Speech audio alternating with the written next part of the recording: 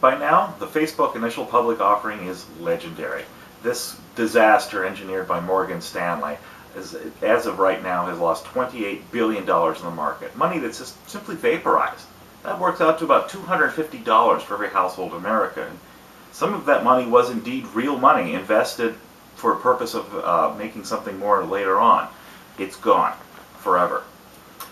That's bad enough. The loss of that kind of money is a problem right now.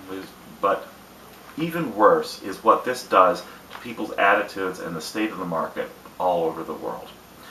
How did we lose all this money? Well, if you listen to James Gorman of Morgan Stanley, he blames NASDAQ and the malfunctions of their computers, which is nonsense. The guy doesn't want to take any blame for what went so seriously wrong, and with all the lawsuits pending, I guess I don't blame him. But the problem is that this was done with a very cavalier attitude all the way through. They added 25% more shares at the last minute. They got new information. They didn't necessarily bother to share it with everybody. Maybe they shared it with some people, maybe they didn't. It seems a lot like the $3 billion or possibly more that JP Morgan lost in trading in derivatives in London for reasons that, well, they don't really understand right now. These guys aren't really paying much attention. And that's what gets us to the two really big problems that come out of this Facebook IPO. The first is that there's an entire generation that is growing up believing that the stock market is completely rigged.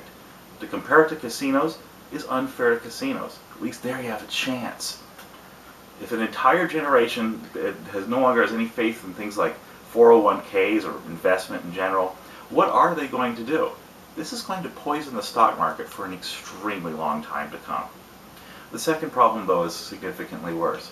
You want to talk about serious money in the economy. Since 2008, the Federal Reserve has either printed or loaned or bought bonds to the tune of about $13 trillion in an attempt to stimulate the economy. That works out to about $100,000 for every household in America. You haven't seen that money? Neither have I. Where did it go? It was a very good question. A lot of it's in the hands of investment houses like JP Morgan and Goldman Sachs. And a lot of that wound up going into the $700 trillion derivatives market. That's $700 trillion is about 14 years of total world product.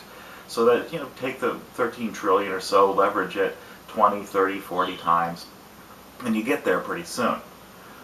We all know that the global financial system is extremely unhealthy right now. All the problems in Europe, all of this money that's invested in derivatives, what could possibly go wrong? Just about anything. The smallest little thing might trip it up.